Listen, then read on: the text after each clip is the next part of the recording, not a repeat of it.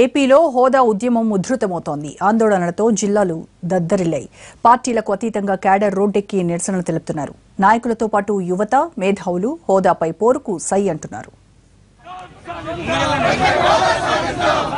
ఏపీలో ప్రత్యేక హోదా హీట్ మళ్లీ పెరుగుతోంది. పార్టీలతో పాటు యువత కూడా పోరుబాట పట్టారు. ప్రత్యేక హోదానే లక్ష్యంగా ఉద్యమం మరింత ఉధృతమవుతోంది.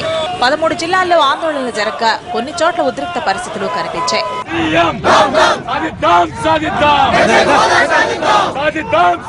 విజయవాడలో వైసీపీ చేపట్టిన ఆందోళన ఉద్రిక్తంగా మారింది. తెల్లవారుజామునే రోడ్లపైకి చేరుకున్న ఆందోళనకారులను పోలీసులు అరెస్ట్ చేశారు. విశాఖ ఎయిర్పోర్ట్ లో జగన్ పై ప్రభుత్వం చూపిన తీరును రాష్ట్ర ప్రజలు ఈసడించుకుంటున్నారన్నారు వైసీపీ నేతలు.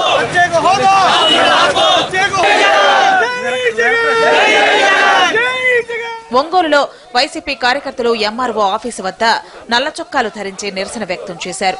ఏపీకి ప్రత్యేక హోదా ప్రకటించాలంటూ కార్యకర్తలు నినాదాలు చేశారు. ఇప్పటికైనా సీఎం చంద్రబాబు ప్రత్యేక హోదాకు మద్దతు ఇవ్వకపోతే ప్రజలు వెలివేస్తారని హెచ్చరించారు.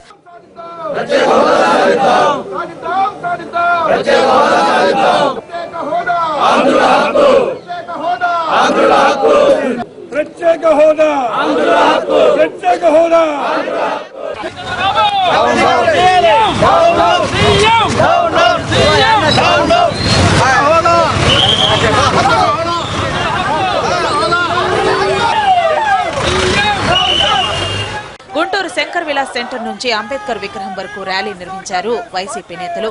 ప్రత్యేక హోదా పౌరుని హక్కు అంటూ పెద్ద ఎత్తున నినాదాలు చేశారు. ఇప్పటికైనా ప్రభుత్వం హోదా కోసం ఉద్యమించకపోతే ప్రజలు క్షమించరని హెచ్చరించారు వైసీపీ నేతలు.